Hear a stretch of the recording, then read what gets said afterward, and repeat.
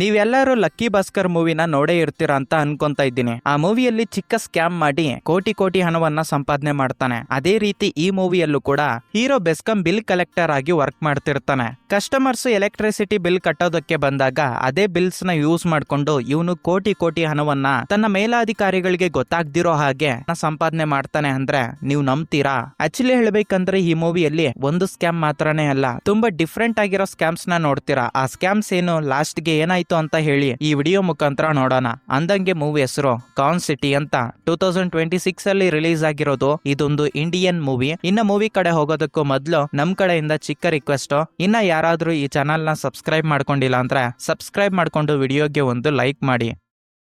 Movie 2017 ಬೆಂಗಳೂರಲ್ಲಿ located ಆಗಿರೋ ಸರ್ವನ hotel ಅಲ್ಲಿ ಓಪನ್ ಆಗುತ್ತೆ. ಆಕ್ಚುಲಿ ಹೇಳ್ಬೇಕಂದ್ರೆ ನಮ್ಮ ಹೀರೋ ಹೆಸರು ಕೂಡ ಸರ್ವನ ಆಗಿರುತ್ತೆ. ಹೀರೋ ಹೆಂಡತಿ ಹೆಸರು ಸೌಮ್ಯ. ಇವರಿಬ್ರಿಗೂ ಒಂದು ಮಗು ಇರುತ್ತೆ. ಹಾಗೆ ಈ ಹೋಟೆಲ್ ಅಲ್ಲಿ ಲಕ್ಷ್ಮಿ ಅನ್ನೊಂದು ಮುದುಕಿ, ಆ ಲಕ್ಷ್ಮಿ ಮಗ ಆಗಿರೋ ಯೋಗಿ ಬಾಬುನು ಕೂಡ ಇದೇ ಹೋಟೆಲ್ ಅಲ್ಲಿ ಚೆಫ್ ಮಾಸ್ಟರ್ ಆಗಿ ವರ್ಕ್ ಮಾಡ್ತಿರ್ತಾನೆ. ಇವರೆಲ್ಲರದು ಒಂದೇ ಫ್ಯಾಮಿಲಿ ಆಗಿದ್ರು ಕೂಡ ಹೆಂಡತಿ ಆಗಿರೋ ಸೌಮ್ಯ ಸರ್ವನ ಹತ್ರ ಮಾತಾಡ್ತಿರೋದಿಲ್ಲ. ಅವನ್ ಮೇಲೆ ತುಂಬಾ ಕೋಪ ಪಡ್ತಿರ್ತಾಳೆ. ಅದು ಯಾಕೆ ಅಂತ ನಮ್ಗೆ ಹೋಗ್ತಾ ಹೋಗ್ತಾ ಗೊತ್ತಾಗುತ್ತೆ. ಒಂದು ದಿನ ಆ ಹೋಟೆಲ್ ಅಲ್ಲಿ ಟಿಫನ್ ತಿನ್ನೋದಕ್ಕಂತ ಬಂದಿರೋ ಒಬ್ಬ ಫೋಟೋಗ್ರಾಫರ್ ಇವರ ಫ್ಯಾಮಿಲಿ ಫೋಟೋನ ನೋಡಿ, ಇದು ನಿಮ್ಮ ಫ್ಯಾಮಿಲಿ ಫೋಟೋನಾ? ನಿಮ್ಮ ಮಗ ನೋಡೋದಕ್ಕೆ ತುಂಬಾ ಚೆನ್ನಾಗಿದ್ದಾನೆ. ನಿಜ ಹೇಳ್ಬೇಕಂದ್ರೆ ನಿಮ್ಮ ಮಗ ನೋಡೋದಕ್ಕೆ ನಿಮ್ ತರಾನೇ ಇದ್ದಾನೆ, ನಿಮ್ಮ ಹೆಂಡತಿ ತರ ಇಲ್ಲ ಅಂತ ಹೇಳಿದ್ದಕ್ಕೆ ಆ ಮಾತುಗಳನ್ನ ಕೇಳಿರೋ ಸೌಮ್ಯಗೆ ತುಂಬಾ ಕೋಪ ಬಂದು ಬಂದಿರೋ ಕೆಲಸ ನೋಡ್ಕೊಂಡು ಮೊದ್ಲು ಮನೆಗೆ ಹೋಗಿ ನಿಮ್ಗ್ಯಾಕೆ ಈ ವಿಷಯಗಳೆಲ್ಲ ಅಂತ ಹೇಳಿ ಆ ವ್ಯಕ್ತಿನ ಅಲ್ಲಿಂದ ಕಳಿಸ್ಬಿಡ್ತಾರೆ. ನಂತರ ಸರ್ವನ ತನ್ನ ಮಗನನ್ನ ಕರ್ಕೊಂಡು ಸ್ಕೂಲ್ಗೆ ಹೋಗ್ತಿರ್ತಾನೆ. ಅವನ ಮಗನು ಹ್ಯಾಂಡಿಕ್ಯಾಪ್ಟ್ ಆಗಿರೋದ್ರಿಂದ ಅವನು ನಡೆಯೋದಕ್ಕೆ ಆಗ್ತಿರೋದಿಲ್ಲ. ಸ್ಕೂಲ್ಗೆ ಕರ್ಕೊಂಡು ಹೋಗ್ತಿರೋ ಒಂದು ಟೈಮಲ್ಲಿ, ಅಪ್ಪ ಇವತ್ತು ನನ್ನ ಫ್ರೆಂಡ್ಸ್ ಎಲ್ಲರೂ ರನ್ನಿಂಗ್ ರೇಸ್ಗೆ ಹೋಗಿದ್ರು, ಅದೇ ತರ ನಾನು ಯಾವತ್ತು ಓಡೋಗ್ಬೋದು ಅಂತ ಕೇಳಿದ್ದಕ್ಕೆ, ಇನ್ನ ಸ್ವಲ್ಪ ದಿನಾನೇ ಮಗ, 1 ವರ್ಷ ಆದ್ಮೇಲೆ ನೀನು ಓಡಬಹುದು ಅಂತ ಹೇಳಿದ್ದಕ್ಕೆ ಆ ಚಿಕ್ಕ ಮಗು ತುಂಬಾ ಖುಷಿ ಪಡ್ತಾನೆ. ನಂತರ ಅವನ ಮಗನನ್ನ ಸ್ಕೂಲ್ ಹತ್ರ ಬಿಡ್ತಾನೆ. ಇದೇ ತರ ಸರ್ವನ ಬೆಳಗ್ಗೆ ಅವನ ಮಗನನ್ನ ಸ್ಕೂಲ್ ಹತ್ರ ಬಿಟ್ಟು ಮತ್ತೆ ಅವನ ಹೋಟೆಲ್ಗೆ ಹೋಗಿ ಎಲ್ಲ ಕೆಲಸ ಮುಗಿಸ್ಕೊಂಡು ಈವ್ನಿಂಗ್ ಆಗಿದ್ದೆ ಅವನ ಮಗನನ್ನ ಪಿಕಪ್ ಮಾಡ್ಕೊಳ್ಳೋದಕ್ಕೆ ಬರ್ತಿರ್ತಾನೆ. ಇದೇ ತರ ಆಗ್ತಿರುವಾಗ ಒಂದು ದಿನ ಸರ್ವನ ಅವನ ಮಗನನ್ನ ಪಿಕಪ್ ಮಾಡ್ಕೊಳ್ಳೋದಕ್ಕೆ ಸ್ಕೂಲ್ ಹತ್ರ ಹೋಗ್ತಿರುವಾಗ ಅವನ ಫ್ರೆಂಡ್ ಮಧ್ಯದಲ್ಲೇ ಸಿಗೋದ್ರಿಂದ ಅವನ ಹತ್ರ ಕುತ್ಕೊಂಡು ಸ್ವಲ್ಪ ಹೊತ್ತು ಮಾತಾಡ್ತಿರ್ತಾನೆ. ಇನ್ನ ಟೈಮ್ ಐತೆ ಬಿಡು ನನ್ನ ಮಗನನ್ನ ಪಿಕಪ್ ಮಾಡ್ಕೊಳ್ಳೋದಕ್ಕೆ ಅಂತ. ಆದ್ರೆ ಸರಿಯಾಗಿ ಅದೇ ಟೈಮ್ಗೆ ಅವನ ಫ್ರೆಂಡಿಗೆ ಸ್ವಲ್ಪ ಕೆಲಸ ಬೀಳೋದ್ರಿಂದ, ಲೋ ನಿನ್ನ ಮಗನನ್ನ ಮತ್ತೆ ಪಿಕಪ್ ಮಾಡ್ಕೊಳ್ಳಿ ಅಂತೆ. ಅವನು ಎಲ್ಲಿಗೂ ಹೋಗೋದಿಲ್ಲ, ಸ್ಕೂಲ್ ಹತ್ರನೇ ಇರ್ತಾನೆ. ನನ್ಗೆ ಸ್ವಲ್ಪ ಅರ್ಜೆಂಟ್ ಕೆಲಸ ಬಿದ್ದೈತೆ, 10 ನಿಮಿಷ ಬಂದ್ಬಿಡ್ತೀನಿ ಅಂತ ಹೇಳಿ ಸರ್ವನನ ಅವನ ಶಾಪ್ ಹತ್ರ ಬಿಟ್ಟು ಅವನ ಫ್ರೆಂಡ್ ಅಲ್ಲಿಂದ ಹೊರಟೋಗ್ಬಿಡ್ತಾನೆ. ಮತ್ತೊಂದು ಕಡೆ ಟೀಚರ್ ಅವನ ಮಗನ ಹತ್ರ ಮಾತಾಡ್ತಾ, ನಿಮ್ಮಪ್ಪ ಇವತ್ತು ಲೇಟ್ ಆಗಿ ಬರ್ತಿದ್ದಾನ ಅಂತ ಕೇಳಿದ್ದಕ್ಕೆ, ಹೌದು ಮೇಡಮ್ ಇವತ್ತು ನಮ್ಮಪ್ಪ ಲೇಟ್ ಆಗಿ ಬರ್ತಿದ್ದಾನೆ, ಇವತ್ತು ನಮ್ಮ ಅಪ್ಪನ ನಾನು ಮಾತಾಡೋದಿಲ್ಲ ಅಂತ ಹೇಳಿ ಅವ್ರ ಅಪ್ಪನಿಗೋಸ್ಕರ ವೈಟ್ ಮಾಡ್ತಾ ಇರ್ತಾನೆ. ಹೀಗೆ ತುಂಬಾ ಹೊತ್ತಾದ್ಮೇಲೆ ಸರ್ವನ ಫ್ರೆಂಡ್ ಶಾಪ್ಗೆ ರಿಟರ್ನ್ ಬರೋದ್ರಿಂದ ಬೇಗ ಹೋಗಿ ನನ್ನ ಮಗನನ್ನ ಪಿಕಪ್ ಮಾಡ್ಕೋಬೇಕು ಅಂತ ಹೇಳಿ ಸರ್ವನ ಸ್ಕೂಲ್ ಹತ್ರ ಬರ್ತಾನೆ. ಇಲ್ಲಿ ಇನ್ನೊಂದು ಟ್ವಿಸ್ಟ್ ಏನಪ್ಪಾ ಅಂದ್ರೆ, ಸರ್ವನ ಹೋಗಿ ಟೀಚರ್ ಹತ್ರ ಕೇಳ್ತಾನೆ, ನನ್ನ ಮಗ ಎಲ್ಲಿ ಅಂತ.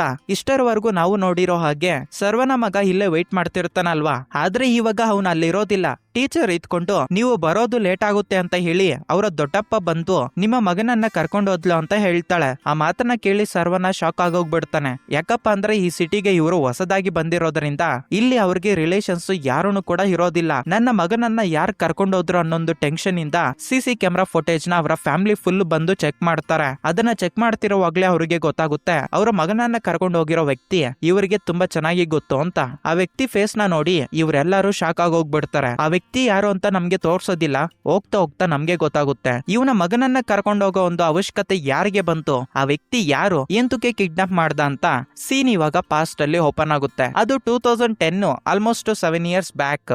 ಸರ್ವನಾಗೆ ಇನ್ನ ಮದುವೆ ಆಗಿರೋದಿಲ್ಲ. ಅವನಿಗೆ ಬೆಳಗ್ಗೆ ಎಚ್ಚರಿಕೆ ಆಗಿದ್ದೆ ಅವನ ಮನೆ ಆಚೆಗಡೆ ಒಬ್ಬ ವ್ಯಕ್ತಿ ನಿಂತುಕೊಂಡು ಸರ್ವನಾಗೆ ಕಾಲ್ ಮಾಡ್ತಾನೆ. ಆದ್ರೆ ಸರ್ವನ ಆ ಫೋನ್ ಕಾಲ್ ನ ಕಟ್ ಮಾಡಿ ಮನೆ ಮೈನ್ ಡೋರ್ ನ ಓಪನ್ ಮಾಡಿ ಆಚೆಗಡೆ ಬರ್ತೀರಾ ಶಿಸ್ತಾಗಿ ಆಫೀಸ್ಗೆ ರೆಡಿಯಾಗಿ ಬ್ಯಾಕ್ ಸೈಡ್ ಇಂದ ಆಚೆಗಡೆ ಬರ್ತಾನೆ. ಆಕ್ಚುಲಿ ಹೇಳ್ಬೇಕಂದ್ರೆ ಇವನೊಂದು ಎಲೆಕ್ಟ್ರಿಸಿಟಿ ಆಫೀಸ್ ಅಲ್ಲಿ ವರ್ಕ್ ಮಾಡ್ತಿರ್ತಾನೆ. ಪ್ರತಿಯೊಬ್ರು ಇವನ ಹತ್ರಕ್ಕೆ ಬಂದು ಅವರ ಮನೆ ಎಲೆಕ್ಟ್ರಿಸಿಟಿ ಬಿಲ್ ನ ಕೊಟ್ಟು ಪೇ ಮಾಡಿಸ್ಕೊಂಡು ಹೋಗ್ತಿರ್ತಾರೆ. ಇವನ ಜೊತೆಗೆ ಗಣೇಶ್ ಅನ್ನೋ ಒಬ್ಬ ವ್ಯಕ್ತಿನೂ ಕೂಡ ಅದೇ ಆಫೀಸ್ ಅಲ್ಲಿ ಇವನ್ ಏನ್ ವರ್ಕ್ ಮಾಡ್ತಾನೋ ಅದೇ ವರ್ಕ್ ಮಾಡ್ತಿರ್ತಾನೆ. ಆದ್ರೆ ಆ ಗಣೇಶ್ ಅನ್ನೋನು ವರ್ಕ್ ಸರಿಯಾಗಿ ಮಾಡ್ದಿರಾ ಅವನ ಹತ್ರಕ್ಕೆ ಬಂದಿರೋ ಕಸ್ಟಮರ್ಸ್ನೆಲ್ಲ, ನಾನು ಇವಾಗ ಆಚೆಗಡೆ ಹೋಗ್ತಾ ಇದ್ದೀನಿ, ನಮ್ಮ ಹೆಂಡತಿಗೆ ಚೆನ್ನಾಗಿಲ್ಲ, ಜ್ವರ ಬಂದೈತೆ, ಆಕ್ಸಿಡೆಂಟ್ ಆಗೈತೆ, ವಾಮಿಟ್ಸ್ ಮಾಡ್ಕೊಂಡವಳೆ, ಇಂತ ಒಂದು ರೀಸನ್ಸ್ ಹೇಳ್ಬಿಟ್ಟು ಸರ್ವನ ಮೇಲೆ ಎಲ್ಲ ಕೆಲ್ಸನೂ ಹಾಕಿ ಅವನು ಆಚೆಗಡೆ ಹೊರಟೋಗ್ಬಿಡ್ತಾ ಇರ್ತಾನೆ. ಇವಾಗ ನಮ್ಗೆ ಗೊತ್ತಾಗೋ ವಿಷಯ ಏನಪ್ಪಾ ಏನಪ್ಪಾ ಅಂದ್ರೆ ಇವ್ರ ಅಮ್ಮನೂ ಕೂಡ ಇದೇ ಆಫೀಸಲ್ಲಿ ವರ್ಕ್ ಮಾಡಿರೋದ್ರಿಂದ ಅವ್ರಮ್ಮ ಇವಾಗ ತೀರ್ಕೊಂಡು ಅವ್ರಮ್ಮ ಕೆಲಸ ಇವನ್ಗೆ ಬಂದಿರುತ್ತೆ. ಆಕ್ಚುಲಿ ಹೇಳ್ಬೇಕಂದ್ರೆ ಬೆಳಿಗ್ಗೆ ಒಬ್ಬ ವ್ಯಕ್ತಿ ಕಾಲ್ ಮಾಡಿ ಇರ್ತಾನಲ್ವಾ, ಅವನು EMI ಕಲೆಕ್ಟ್ ಮಾಡ್ಕೊಳ್ಳೋದಕ್ಕಂತ ಇವನ ಮನೆ ಹತ್ರ ಬಂದಿರ್ತಾನೆ. ಇವನು ತುಂಬಾ ಸಾಲಗಳು ಮಾಡ್ಬಿಟ್ಟಿರೋದ್ರಿಂದ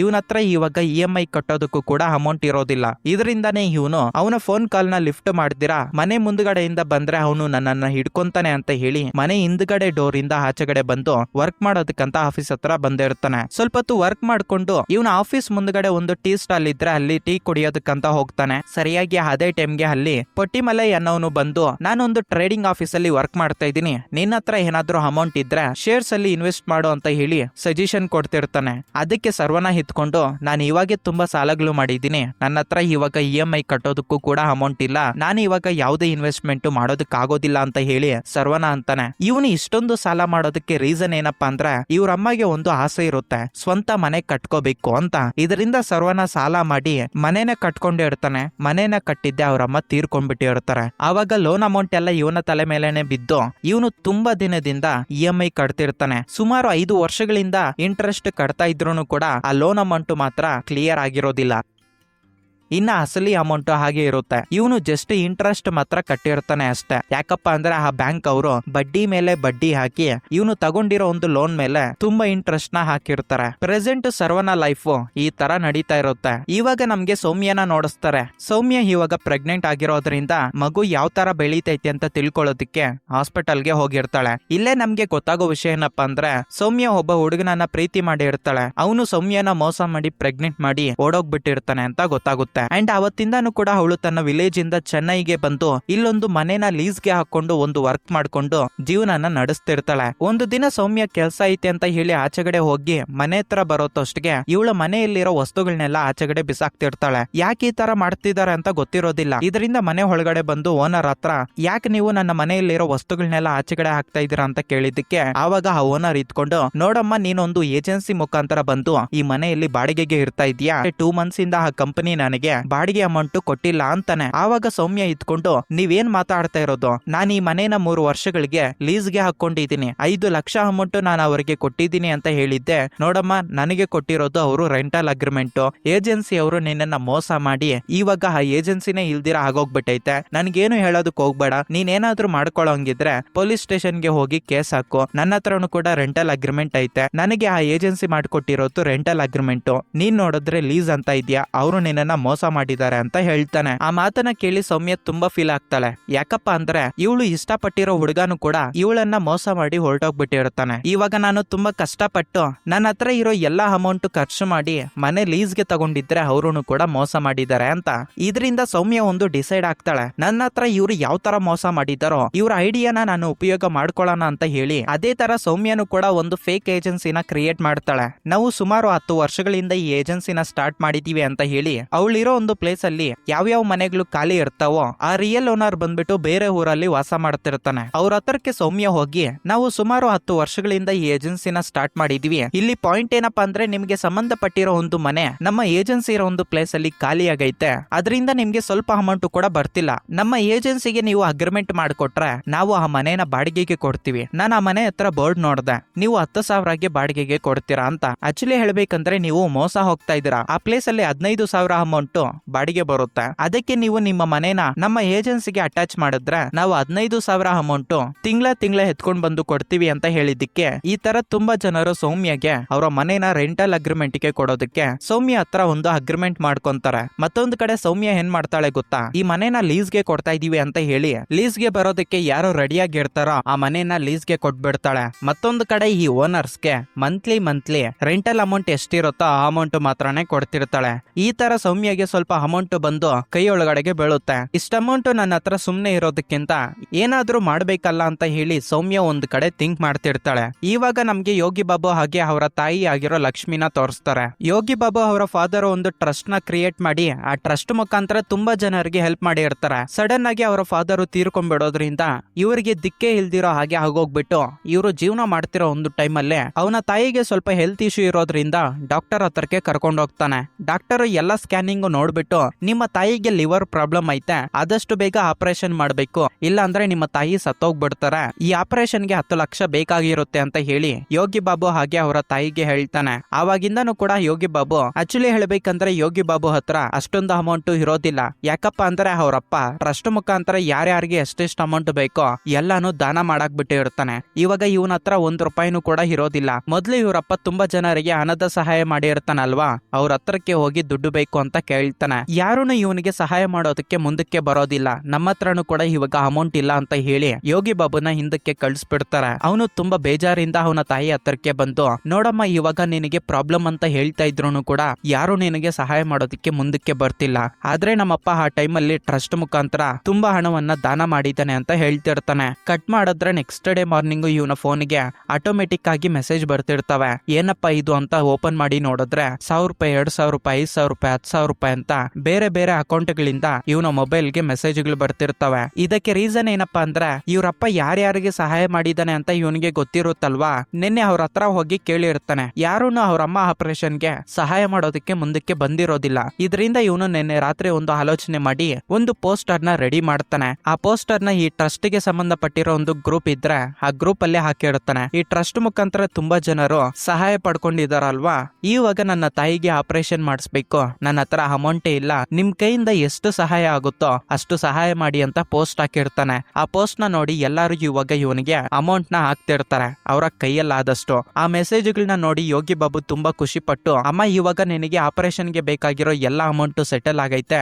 ಡಾಕ್ಟರ್ ಗೆ ಹೇಳಿ ಆಪರೇಷನ್ ಮಾಡ್ಸೋಣ ಬಾ ಅಂತ ಹೇಳಿ ಹಾಸ್ಪಿಟಲ್ ಗೆ ಹೋಗ್ತಾರೆ. ಆವಾಗ ಆ ಡಾಕ್ಟರ್ ಅವ್ರ ಅಮ್ಮಗೆ ಸಂಬಂಧಪಟ್ಟಿರೋ ಎಲ್ಲಾ ಸ್ಕ್ಯಾನಿಂಗ್ಸ್ ನ ಇನ್ನೊಬ್ಬ ಡಾಕ್ಟರ್ ಗೆ ಸೆಂಡ್ ಮಾಡಿ ಇವಾಗ ಏನ್ ಮಾಡೋಣ ಅಂತ ಕೇಳಿದಕ್ಕೆ ಆ ಡಾಕ್ಟರ್ ಇವನನ್ನ ಬೈತಾನೆ. ಲೋ ಏನೋ ಮಾಡಿರೋದು ನೀನು, ಆ ಲೇಡಿಗೆ ಲಿವರ್ ಪ್ರಾಬ್ಲಮ್ ಇಲ್ಲ, ಜಸ್ಟ್ ಗ್ಯಾಸ್ಟ್ರಿಕ್ ಪ್ರಾಬ್ಲಮ್ ಅಷ್ಟೇ, 100 ರೂಪಾಯಿ ಇಂಜೆಕ್ಷನ್ ಕೊಟ್ರೆ ಮೇಲಾಗೋಗ್ಬಿಡುತ್ತೆ, ಅವ್ರನ್ನ ಎತ್ಕೊಂಡ್ ಬಂದು ಇವಾಗ ಆಪರೇಷನ್ ಮಾಡ್ಬೇಕು ಅಂತ ಹೇಳ್ತಾ ಇದೀಯಾ, ಮೊದ್ಲು ಏನೋ ಒಂದು ಹೇಳಿ ಅವ್ರನ್ನ ರಿಟರ್ನ್ ಕಳ್ಸ್ಬಿಡು ಅಂತ ಹೇಳೋದ್ರಿಂದ ಡಾಕ್ಟರು ಮತ್ತೆ ಯೋಗಿ ಬಾಬು ಹತ್ರ ಮಾತಾಡ್ತಾ ಲಾಸ್ಟ್ ಟೈಮ್ ಚೆಕ್ ಮಾಡಿದಾಗ ಲಿವರ್ ಪ್ರಾಬ್ಲಮ್ ಇತ್ತು, ಮೆಡಿಕಲ್ ಮಿರಾಕಲ್ ಏನಪ್ಪಾ ಅಂದ್ರೆ ಇವಾಗ ಅದು ವಾಸಿ ಆಗೋಗ್ಬಿಟ್ಟೈತೆ ಅಂತ ಹೇಳಿ ಅವರಿಬ್ಬರನ್ನು ರಿಟರ್ನ್ ಕಳಿಸ್ಬಿಡ್ತಾನೆ.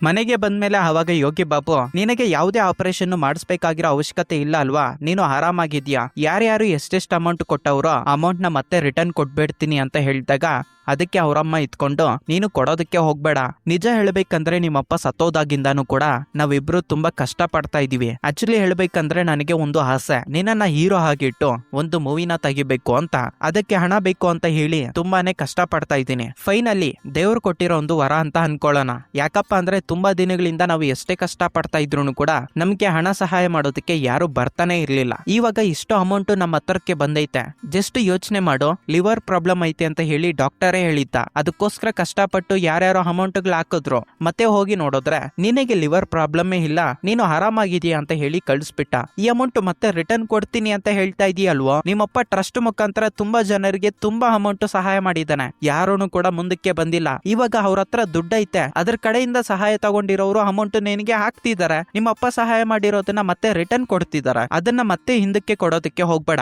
ಇಷ್ಟು ಅಮೌಂಟ್ ನಮ್ಮ ಹತ್ರನೇ ಹಿಡ್ಕೊಳ್ಳೋಣ, ಆ ಪೋಸ್ಟ್ ಮತ್ತೆ ಡಿಲೀಟ್ ಮಾಡೋದಕ್ಕೂ ಕೂಡ ಹೋಗ್ಬೇಡ, ಯಾಕಂದ್ರೆ ಆ ಪೋಸ್ಟ್ ನೋಡಿರೋರು ಇನ್ನ ಅಮೌಂಟ್ ಕೊಡ್ತಾನೆ ಇರ್ತಾರೆ ಅಂತ ಹೇಳ್ತಿರುವಾಗ್ಲೇ ಒಬ್ಬ ವ್ಯಕ್ತಿ ಇವ್ರಿಗೆ ಕಾಲ್ ಮಾಡಿ, ಇವಾಗ ಲಕ್ಷ್ಮಮ್ಮಗೆ ಹೇಗೈತೆ ಅಂತ ಕೇಳಿದಾಗ ಲಕ್ಷ್ಮಮ್ಮನೇ ಮಾತಾಡ್ತಾ, ಲಕ್ಷ್ಮಮ್ಮ ಇವಾಗ ಕೊನೆ ಸ್ಟೇಜ್ ಅಲ್ಲಿ ಇದ್ದಾರೆ, ಆಪರೇಷನ್ ಮಾಡ್ಲಿಲ್ಲ ಅಂದ್ರೆ ಅವರು ಸತ್ತೋಗೋ ಚಾನ್ಸಸ್ ಕೂಡ ಇದಾವೆ, ಇದರಿಂದ ನಿಮ್ಮ ಕೈಯಿಂದ ಎಷ್ಟು ಸಹಾಯ ಆಗುತ್ತೋ ಅಷ್ಟು ಸಹಾಯ ಮಾಡಿ ಅಂತ ಲಕ್ಷ್ಮಮ್ಮನೇ ಫೋನ್ ಮುಖಾಂತರ ಮಾತಾಡ್ತಾಳೆ. ಇವ್ರಿಗೆ ಬೇಕಾಗಿರೋ ಅಮೌಂಟ್ ಟ್ರಸ್ಟ್ ಮುಖಾಂತರ ಸಹಾಯ ತಗೊಂಡಿರ್ತಾರಲ್ವಾ, ಅವರು ಕೊಡ್ತಿರ್ತಾರೆ. ಇವಾಗ ಸರ್ವನ ಕಡೆ ನೋಡ್ಕೊಂಡ್ರೆ ಇವನನ್ನ ಪ್ರೀತಿ ಮಾಡಿರೋ ಹುಡುಗಿ ಅವ್ರ ಅಪ್ಪ ಹತ್ರಕ್ಕೆ ಹೋಗಿ, ನಾನು ಸರ್ವನ ಅನ್ನೋ ಒಬ್ಬ ಹುಡುಗನನ್ನ ಪ್ರೀತಿ ಮಾಡ್ತಾ ಇದ್ದೀನಿ, ಅವನಿಗೆ ಸ್ವಂತ ಮನೆ ಐತೆ, ಹಾಗೆ ಅವನೊಂದು ಗವರ್ನಮೆಂಟ್ ಜಾಬ್ ಅಲ್ಲಿ ವರ್ಕ್ ಮಾಡ್ತಿದ್ದಾನೆ ಅಂತ ಹೇಳೋದ್ರಿಂದ ತಂದೆ ತಾಯಿ ಇಬ್ರು ಕೂಡ ಅವನನ್ನ ಒಂದು ಬಾರಿ ನೋಡ್ಬೇಕು ಅಂತ ಹೇಳಿ ಅವರ ಮನೆಗೆ ಬರ್ತಾರೆ. ಆ ಟೈಮಲ್ಲಿ ಸರ್ವನ ಅವನು ಕುಡಿಯೋದಕ್ಕೆ ಇಟ್ಟಿರೋ ಬೀರ್ ಬಾಟಲ್ಸ್ ಎಲ್ಲ ಕ್ಲೀನ್ ಮಾಡಾಕ್ಬಿಟ್ಟು ಅವರ ತಂದೆ ತಾಯಿ ಹತ್ರ ನೀಟಾಗಿ ಕಾಣಿಸ್ಕೋಬೇಕು ಅಂತ ಹೇಳಿ ಟಿಪ್ ಟಾಪ್ ಆಗಿ ರೆಡಿ ಆಗಿ ಅವ್ರನ್ನ ಮೀಟ್ ಆಗ್ತಾನೆ. ಆವಾಗ ಅವರ ಫಾದರ್ ನೆಕ್ಸ್ಟ್ ಏನ್ ಮಾಡ್ಬೇಕು ಅಂತ ಅನ್ಕೊಂಡಿದ್ಯಾ ಅಂತ ಕೇಳಿದಕ್ಕೆ,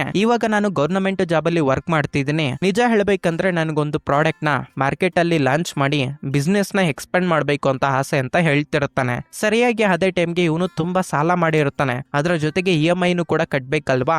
ಆ ಬ್ಯಾಂಕ್ ಅವರು ಬಂದು, ಲೋ ಯಾವಾಗ ಕೊಡ್ತೀಯೋ ನೀನು, ತುಂಬಾ ದಿನಗಳಿಂದ ನಾನು ನಿಮ್ಮ ಮನೆ ಹತ್ರ ಬರೋದಕ್ಕೆ ಟ್ರೈ ಮಾಡ್ತಾ ಇದ್ದೀನಿ, ಆದ್ರೆ ನೀನು ಫ್ರಂಟ್ ಡೋರ್ ಯಾವಾಗ್ಲೂ ಕ್ಲೋಸ್ ಅಲ್ಲೇ ಇಟ್ಟಿರ್ತೀಯ, ನೀನು ಮನೆಯಲ್ಲಿ ಇರ್ತೀಯೋ ಇಲ್ಲ ಹೋಗಿರ್ತೀಯೋ ಅಂತ ಗೊತ್ತಾಗ್ತಾ ಇಲ್ಲ, ಫೋನ್ ಮಾಡಿದ್ರೆ ಫೋನು ಕೂಡ ಲಿಫ್ಟ್ ಮಾಡ್ತಿಲ್ಲ ಅಂತ ಹೇಳಿ ಅವನು ತುಂಬಾ ಜಗಳ ಮಾಡ್ತಿರ್ತಾನೆ. ಆವಾಗ ಸರ್ವನ ಹಿತ್ಕೊಂಡು, ಯಾಕೆ ಸರ್ ಈ ತರ ಮಾತಾಡ್ತಾ ಇದ್ದೀರಾ, ನಾನು 5 ವರ್ಷಗಳಿಂದ EMI ಕಟ್ತಾ ಇದ್ದೀನಿ ಅಲ್ವಾ, ಜಸ್ಟ್ ನೀವು ಇಂಟ್ರೆಸ್ಟ್ ಗೆ ಮಾತ್ರನೇ ಅದನ್ನ ಹ್ಯಾಡ್ ಮಾಡ್ಕೊಂಡಿದ್ದೀರಾ, ನನ್ನ ಲೋನ್ ಅಮೌಂಟ್ ಮಾತ್ರ ಕ್ಲಿಯರ್ ಆಗ್ತಿಲ್ಲ ಅಂತ ಹೇಳ್ತಾನೆ. ಅದಕ್ಕೆ EMI ಕಟ್ಟಿಸ್ಕೊಳ್ಳೋದಕ್ಕೆ ಬಂದಿರೋ ಅವನು, ನೀವ್ ಏನಾದ್ರೂ ಮಾಡ್ಕೊಳ್ಳಿ ಸರ್, ಮನೆ ಕಟ್ಟೋವಾಗ ಲೋನ್ ತಗೊಂಡಿದ್ರಲ್ವಾ, ಇವಾಗ EMI ಕಟ್ಲೇಬೇಕು, ನೀವ್ ಎಲ್ಲಿಗೋದ್ರೂ ಬಿಡಲ್ಲ, ನೀವು ಆಫೀಸಲ್ಲಿ ಇದ್ದಾಗ ನಿಮ್ಮ ಮಾನ ಮರ್ಯಾದೆ ಹೋಗುತ್ತೆ ಅಂತ ಹೇಳಿ ನಾನು ಅಲ್ಲಿಗೆ ಬರ್ತಾ ಇಲ್ಲ, ಇದು ನಿಮ್ಗೆ ಲಾಸ್ಟ್ ಚಾನ್ಸ್, ನೀವೇನಾದ್ರೂ ಕೊಡ್ಲಿಲ್ಲ ಅಂತ ನಾನು ಮನೆ ಹತ್ರಗೆ ಡೈರೆಕ್ಟ್ ಆಗಿ ಬಂದ್ಬಿಡ್ತೀನಿ ಅಂತ ಹೇಳ್ತಾನೆ. ಮತ್ತೊಂದು ಕಡೆ ಇದನ್ನೆಲ್ಲ ಕೇಳಿಸ್ಕೊಂಡಿರೋ ಲವರ್ ಫಾದರ್, ಇವನು ತುಂಬಾ ಸಾಲ ಮಾಡ್ಬಿಟ್ಟಿದ್ದಾನೆ, ಬೀದಿಗೆ ಬರೋ ಸ್ಟೇಜ್ ಅಲ್ಲಿ ಇದ್ದಾನೆ ಅಂತ ಹೇಳಿ ಅವನ ಜೊತೆ ಮಾತಾಡ್ದಿರ ತನ್ನ ಮಗಳನ್ನ ಕರ್ಕೊಂಡು ಮನೆಗೆ ರಿಟರ್ನ್ ಬಂದ್ಬಿಡ್ತಾನೆ. ಇವಾಗ ನಮ್ಗೆ ಅದೇ ಪ್ಲೇಸ್ ಅಲ್ಲಿ ಇರೋ ಸ್ಟೇಷನ್ ಅಲ್ಲಿ ವರ್ಕ್ ಮಾಡ್ತಾ ಇರೋ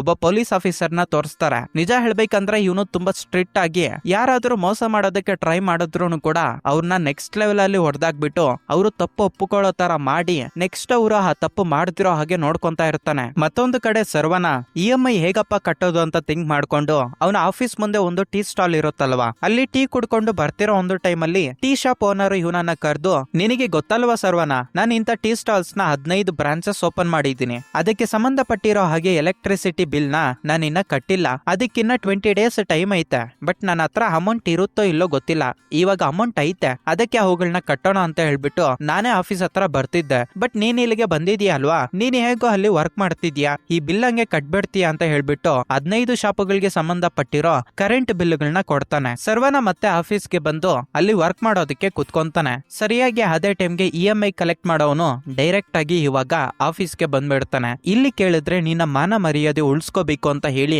EMI ಕೊಡ್ತೀಯ ಅಂತ. ಅವನು ಅಲ್ಲಿಗೆ ಬಂದಿದ್ದೆ ಜಸ್ಟ್ ಒಂದು 5 ಮಿನಿಟ್ಸ್ ಇರಿ, ನಾನು ಅಮೌಂಟ್ ತಂದು ಕೊಡ್ತೀನಿ ಅಂತ ಹೇಳೋದ್ರಿಂದ ಅವನು ಅಲ್ಲಿಂದ ಆಚೆಗಡೆ ಹೋಗ್ತಾನೆ. ಇವನಿಗೆ ಇವಾಗ EMI ಅಮೌಂಟ್ ಎಲ್ಲಿಂದ ಅಡ್ಜಸ್ಟ್ ಮಾಡ್ಬೇಕು ಅಂತ ಹೇಳಿ ಸರ್ವನ ಥಿಂಕ್ ಮಾಡ್ತಿರುವಾಗ ಟೀ ಶಾಪ್ ಓನರ್ ಇರ್ತಾನಲ್ವಾ, ಅವನು 15 ಶಾಪ್ಗಳಿಗೆ ಸಂಬಂಧಪಟ್ಟಿರೋ ಎಲೆಕ್ಟ್ರಿಸಿಟಿ ಬಿಲ್ ಕೊಟ್ಟಿರ್ತಾನೆ. ಡ್ಯೂ ಡೇಟ್ ಅಮೌಂಟ್ ಬಂದ್ಬಿಟ್ಟು ಇನ್ನ 20 ಡೇಸ್ ಇರುತ್ತಲ್ವಾ, ಈ 20 ಡೇಸ್ ಅಲ್ಲಿ ನಾನು ಏನಾದ್ರೂ ಅಡ್ಜಸ್ಟ್ ಮಾಡೋಣ ಅಂತ ಹೇಳ್ಬಿಟ್ಟು ಅವ್ನು ಕೊಟ್ಟಿರೋ ಎಲ್ಲಾ ಅಮೌಂಟ್ ಹಾಗೆ ಆ ಎಲೆಕ್ಟ್ರಿಸಿಟಿ ಬಿಲ್ ಕಟ್ಟೋದಕ್ಕೆ ನಂಬರ್ಸ್ ಇರ್ತಾವಲ್ಲ ಇವನು ಒಂದು ಕಡೆ ನೋಟ್ ಮಾಡ್ಕೊಂತಾನೆ. ನಂತರ ಅದ್ರಲ್ಲಿರೋ ಅಮೌಂಟ್ ಎಲ್ಲ ಎತ್ಕೊಂಡು ಹೋಗಿ, ಈ ತಿಂಗಳು EMI ಕೊಟ್ಬಿಟ್ಟಿದ್ದೀನಿ, ನನಗಿನ್ನ 1 ಮಂತ್ ಟೈಮ್ ಕೊಡು, ನಾನ್ ನಿನಗೆ ಎಲ್ಲಾ ಅಮೌಂಟ್ ಸೆಟಲ್ ಮಾಡ್ತೀನಿ ಅಂತ ಹೇಳಿ ಆ ವ್ಯಕ್ತಿನ ಅಲ್ಲಿಂದ ಕಳ್ಸ್ಬಿಡ್ತಾನೆ. ಮತ್ತೊಂದು ಕಡೆ ಈ ಶಾಪ್ ಓನರ್ಗೆ ಬಿಲ್ ಕೊಡ್ಬೇಕಾಗುತ್ತಲ್ವಾ, ಅದಕ್ಕೆ ಏನ್ ಮಾಡ್ತಾನಪ್ಪ ಅಂದ್ರೆ ಇವನೇ ಮ್ಯಾನ್ಯುಯಲ್ ಆಗಿ ಎಲೆಕ್ಟ್ರಿಸಿಟಿ ಬಿಲ್ ಪೇ ಆಗೈತೆ ಅಂತ ಹೇಳಿ ಪೇಪರ್ ಮೇಲೆ ಬರ್ಕೊಡ್ತಾನೆ. ಆಕ್ಚುಲಿ ಹೇಳ್ಬೇಕಂದ್ರೆ ಇವೆಲ್ಲ ಆನ್ಲೈನ್ ಅಲ್ಲಿ ಅಪ್ಡೇಟ್ ಆಗ್ಬೇಕಾಗಿರೋದು, ಅದಕ್ಕೆ ಸಂಬಂಧಪಟ್ಟಿರೋ ಹಾಗೆ ಒಂದು ಪ್ರಿಂಟರ್ ಕೂಡ ಇರುತ್ತೆ.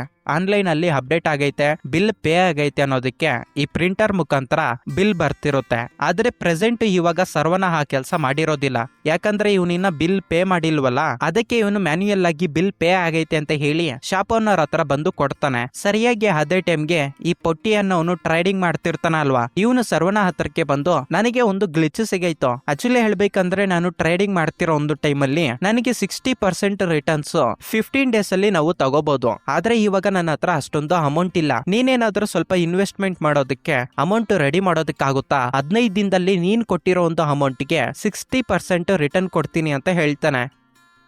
ಫಾರ್ ಎಕ್ಸಾಂಪಲ್ ಹೇಳಬೇಕು ಅಂದ್ರೆ ನೀನ್ ನನಗೆ 1 ಲಕ್ಷ ಅಮೌಂಟ್ ಕೊಟ್ಟಿದ್ಯಾ ಅಂದ್ರೆ ನಾನು 15 ದಿನ ಆದ್ಮೇಲೆ 1,60,000 ರಿಟರ್ನ್ ಕೊಡ್ತೀನಿ ಅಂತ ಹೇಳ್ತಾನೆ. ಆವಾಗ ಸರ್ವನಾಗೆ ಒಂದು ಐಡಿಯಾ ಬರುತ್ತೆ, ಇದ್ಯಾವ್ದು ಚೆನ್ನಾಗೈತಲ್ಲ ಅಂತ ಹೇಳಿ ಅವನು ಆಫೀಸ್ಗೆ ಬಂದ್ಮೇಲೆ ಯಾರ್ಯಾರ್ದು ಡ್ಯೂ ಪೇಮೆಂಟ್ ಇನ್ನ ಟೈಮ್ ಇರುತ್ತೋ ಆ ಬಿಲ್ಗಳನ್ನ ಎತ್ಕೊಂಡು ಪ್ರಿಂಟರ್ ವರ್ಕ್ ಮಾಡ್ದಿರೋ ಹಾಗೆ ಮಾಡಾಕ್ಬಿಟ್ಟು, ಸರ್ ನೋಡಿ ಸರ್ ಪ್ರಿಂಟ್ ವರ್ಕ್ ಮಾಡ್ತಿಲ್ಲ, ಇದರಿಂದ ನಾನು ಏನ್ ಮಾಡ್ಬೇಕು ಅಂತ ಹೇಳಿ ಪಕ್ಕದಲ್ಲಿ ಗಣೇಶ್ ಅನ್ನೋನು ವರ್ಕ್ ಮಾಡ್ತಿರ್ತಾನಲ್ವಾ ಅವ್ರ ಹತ್ರ ಕೇಳ್ತಾನೆ. ಅದಕ್ಕೆ ಗಣೇಶ್ ಇದ್ಕೊಂಡು, ನನ್ನ ಹೆಂಡತಿಗೆ ವಾಮಿಟ್ಸ್ ಆಗ್ತಿದ್ದಾವೆ, ಹಾಸ್ಪಿಟಲ್ಗೆ ಹೋಗಿ ನೋಡ್ಕೊಂಡ್ ಬರ್ತೀನಿ, ನೀನೇನು ತಲೆ ಕೆಡ್ಸ್ಕೊಳ್ಳೋದಕ್ಕೆ ಹೋಗ್ಬೇಡ, ನೀನು ಮ್ಯಾನ್ಯುಯಲ್ ಆಗಿ ಪೈಡ್ ಆಗೈತೆ ಅಂತ ಹೇಳಿ ಬರ್ದು ಕೊಟ್ಬಿಡು, ಮತ್ತೆ ಬೇಕಂದ್ರೆ ನಾವು ಆನ್ಲೈನ್ ಅಲ್ಲಿ ಅಪ್ಡೇಟ್ ಮಾಡೋಣ ಅಂತ ಹೇಳಿ ಆ ಗಣೇಶ್ ಕೂಡ ಹೊರಟೋಗ್ಬಿಡ್ತಾನೆ. ಇವಾಗ ಸರ್ವನಾಗೂ ಕೂಡ ಅದೇ ಬೇಕಾಗಿರೋದು, ಬಿಲ್ ಪೇ ಆಗೈತೆ ಅಂತ ಹೇಳಿ ಇವನು ಮ್ಯಾನ್ಯುಯಲ್ ಆಗಿ ಬರ್ದು ಕೊಡ್ತಾನೆ. ಆ ಅಮೌಂಟ್ ಎಲ್ಲ ಕಲೆಕ್ಟ್ ಮಾಡ್ಕೊಂಡು ಎತ್ಕೊಂಡೋಗಿ ಈ ಪೊಟ್ಟಿ ಅನ್ನೋನ್ ಹತ್ರ ಕೊಟ್ಟು, ಇನ್ನ ಎಲೆಕ್ಟ್ರಿಸಿಟಿ ಬಿಲ್ ಪೇ ಮಾಡೋದಕ್ಕೆ 20 ದಿನ ಟೈಮ್ ಇರುತ್ತಲ್ವಾ, ಅಷ್ಟರಲ್ಲಿ ಇವನು ಪೊಟ್ಟಿ ಅನ್ನೋವನಿಗೆ ದುಡ್ಡು ಕೊಟ್ಟು ಆ ರಿಟರ್ನ್ಸ್ ಅಲ್ಲಿ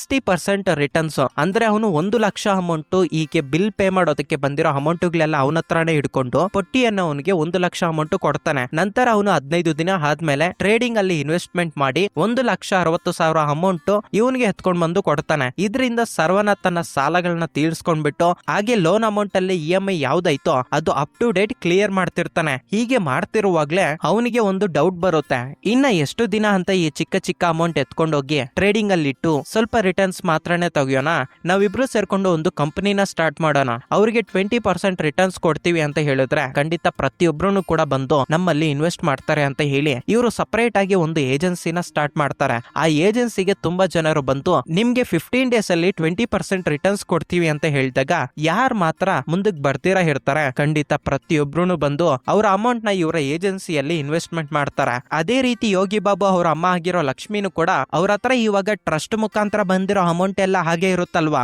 ಅದನ್ನ ಡಬಲ್ ಮಾಡ್ಬೇಕು, ಇವ್ರ ಹತ್ರ ಇದ್ರೆ ಅಷ್ಟೇ ಇರುತ್ತೆ. ಅದಕ್ಕೆ ಸರ್ವನ ಹತ್ರ ಬಂದು ಈ ಅಮೌಂಟ್ ನ ನಿನ್ನ ನಂಬಿ ಇನ್ವೆಸ್ಟ್ಮೆಂಟ್ ಮಾಡ್ತಾ ಇದ್ದೀನಿ, ಇದಕ್ಕೆ ತಕ್ಕಂತೆ ನೀನ್ ಏನಾದ್ರೂ 20% ರಿಟರ್ನ್ ಕೊಟ್ಟಿದ್ಯಾ ಅಂದ್ರೆ ನಾನು ಇನ್ನಷ್ಟು ಅಮೌಂಟ್ ಇನ್ವೆಸ್ಟ್ಮೆಂಟ್ ಮಾಡ್ತೀನಿ ಅಂತ ಹೇಳಿ ಅಜ್ಜಿ ತುಂಬಾ ಅಮೌಂಟ್ ಎತ್ಕೊಂಡ್ ಬಂದು ಸರ್ವನಾಗೆ ಕೊಡ್ತಾಳೆ. ಒಂದು ದಿನ ಆದ್ಮೇಲೆ ಸೌಮ್ಯನು ಕೂಡ ಇವರ ಏಜೆನ್ಸಿ ಬಗ್ಗೆ ತಿಳ್ಕೊಂಡ್ ಬಂದು 20% ರಿಟರ್ನ್ಸ್ 15 ಡೇಸ್ ಅಲ್ಲೇ ಕೊಡ್ತಾ ಇದ್ರ ಅಲ್ವಾ, ನನ್ನ ಹತ್ರ ಸ್ವಲ್ಪ ಅಮೌಂಟ್ ಐತೆ ಅಂತ ಹೇಳ್ತಾಳೆ. ಸೌಮ್ಯನು ಕೂಡ ಈ ಬಾಡಿಗೆಗೆ ಕೊಡ್ತೀನಿ ಅಂತ ಹೇಳಿ ಮನೆಗಳನ್ನ ಲೀಸ್ಗೆ ಹಾಕಿರ್ತಾಳೆ ಅಲ್ವಾ, ಆ ಲೀಸ್ ಅಮೌಂಟ್ ಎತ್ಕೊಂಡ್ ಬಂದು ಇವನ ಏಜೆನ್ಸಿಯಲ್ಲಿ ಇನ್ವೆಸ್ಟ್ಮೆಂಟ್ ಮಾಡ್ತಾಳೆ. ಮತ್ತೊಂದು ಕಡೆ ಸರ್ವನ ಪೊಟ್ಟಿ ಅನ್ನೋನ ಜೊತೆ ಸೇರ್ಕೊಂಡು ಟ್ರೇಡಿಂಗ್ ಅಲ್ಲಿ ಇನ್ವೆಸ್ಟ್ಮೆಂಟ್ ಮಾಡಿ 15 ಡೇಸ್ಗೆ 20% ರಿಟರ್ನ್ಸ್ ಅವನ ಕಸ್ಟಮರ್ಸ್ ಗೆ ಕೊಡ್ತಿರ್ತಾನೆ. ಇದರಿಂದ ಅವನ ಕಸ್ಟಮರ್ಸ್ ಹ್ಯಾಪಿ, ಮತ್ತೊಂದು ಕಡೆ 40% ಅಮೌಂಟ್ ಉಳಿತಾಯ ಮಾಡ್ಕೊಂಡಿರ್ತಾನೆ ಅಲ್ವಾ ಸರ್ವನ, ಅವನು ಒಂದು ಕಡೆ ಹ್ಯಾಪಿ. ಈ ತರ ಇವನ ಲೈಫ್ ಖುಷಿಯಾಗಿ ನಡೀತಿರುವಾಗ ಇವನೊಂದು ಹುಡುಗಿನ ಪ್ರೀತಿ ಮಾಡ್ತಿರ್ತಾನಲ್ವಾ, ಅವನ ಫಾದರ್ ಇವನನ್ನ ಇನ್ಸಲ್ಟ್ ಮಾಡಿ ಹೊರಟೋಗ್ಬಿಟ್ಟಿರ್ತಾನೆ. ಒಂದು ದಿನ ಇವನ ಅವರ ಮನೆಗೆ ಹೋಗಿ, ಸರ್ ಮೊದ್ಲು ನನ್ನನ್ನ ನೋಡಿದ್ರಲ್ವಾ, ನನ್ನ ಹತ್ರಕ್ಕೆ ಸಾಲ ಕಲೆಕ್ಟ್ ಮಾಡ್ಕೊಳ್ಳೋದಕ್ಕಂತ ಬಂದಿದ್ರು, ಇವಾಗನು ಕೂಡ ಸೇಮೆ, ಬಟ್ ನಾನೇ ಇವಾಗ ಬೇರೆ ಅವರಿಗೆ ಸಾಲ ಕೊಡ್ತಾ ಇದ್ದೀನಿ ಅಂತ ಹೇಳಿದ್ದೆ.